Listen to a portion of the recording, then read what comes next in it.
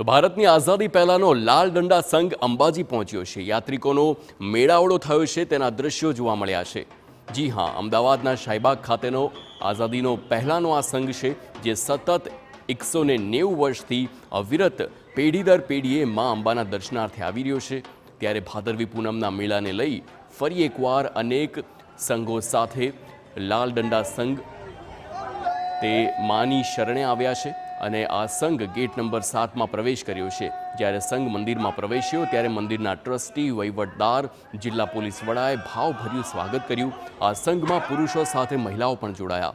આપને જણાવી દઈએ, આમ તો તમામ પગપાળા સંઘ શક્તિ દ્વારથી જ જાય છે, પરંતુ લાલ દંડા એકમાત્ર એવો સંઘ છે જે 7 નંબરના દ્વારથી પ્રવેશે છે। આ પગપાળા સંઘની પરંપરા રહી છે કે માતાજીના ધજાથી તે ધૂપિયું અને ત્રિશૂળ અચૂક લાવે છે। તેઓ મા અંબાના પ્રવેશ દ્વારમાં આવતા જ ખોડિયાર માતાના મંદિરે કુમકુમના થાપા લગાવે છે। તો જે ગૌર મહારાજ હોય છે, તેઓ સંઘમાં આવેલા શ્રદ્ધાળુઓને કમર અને છાતીના ભાગે કુમકુમના થાપા લગાવી આશીર્વાદ આપે છે। ત્યારે ફરી એકવાર તમામ પરંપરા જાળવીને આ સંઘ માના દર્શનાર્થે આવ્યો છે।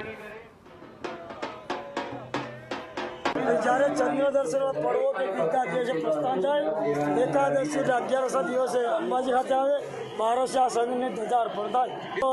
190 વર્ષ પહેલાં અમદાવાદની અંદર કળાવતી માનવ પ્લેગ નામનો રોગ ફાટી નીકળ્યો હતો।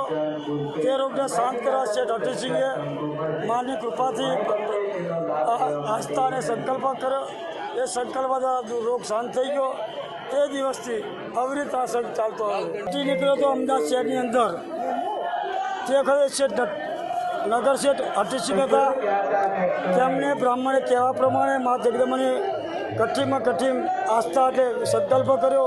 એ સંકલ્પ ત્યારથી અવિરત આ સંઘ આવી રહ્યો છે।